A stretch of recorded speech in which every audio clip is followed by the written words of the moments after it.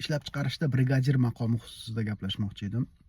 Brigadir maqomi bu Yaponiyada judayam hurmatga sazovor bo'lgan ishlab chiqarish jarayonlarida ko'p jarayonlarni o'zini territoriyasidagi hamma jarayonni deyarli bilgan va shu jarayonlar xususida qanday savol bo'lsa ham javob bera oladigan darajadagi inson maqomiga tenglashtirilgan. Ya'ni jarayonni to'laligicha brigadirga topshirilgan.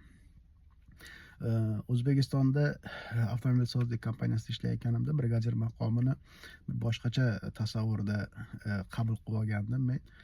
JM kompaniyasi bilasizlar, juda ham katta konsern hisoblanadi.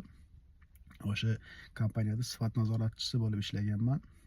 Shu jarayonda brigadirlarni ko'rib turib hayron qolardim. Brigadir darajasiga erishgandan keyin ko'p holatlarda ishlamasdan dam olib, oyog'ini jalmashtirib, telefon o'ynab o'tirganlarni ko'rib to'g'risi tushunmas edim. Nima uchun bunaqa holat yuz berayotganligini. Yaponiyaga kelganimdan keyin brigadir maqomini jarayondagi nimaiki bo'lsa qila oladigan shaxs sifatida o'zimga bir yangitdan ochdim.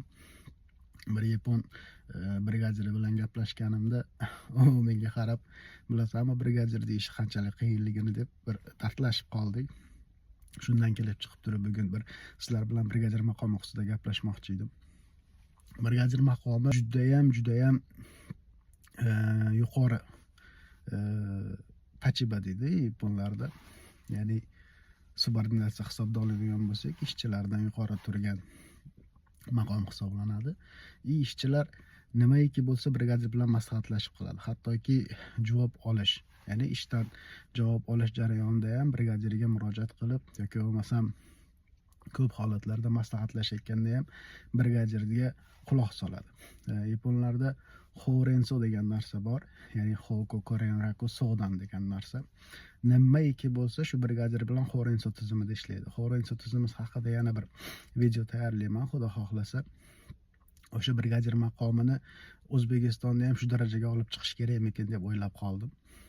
Chunki jarayonlarda yuragi hisoblanadi brigadir maqomi. Sizni korxonangizda brigadirlar qanaqa maqomda ishlashadi? Brigadirlarning nazorati yoki bo'lmasam work instruction, ya'ni ish instruksiyasi qanday belgilangan? Biz siz ham o'rtoqlashing. O'zbekistondagi hozirgi holat haqida bir tasavvurga ega bo'lmoqchiman. Brigadirlar mavzusida yana qaytaman, xudo xohlasa. Juda ham zo'r mavzu hisoblanadi.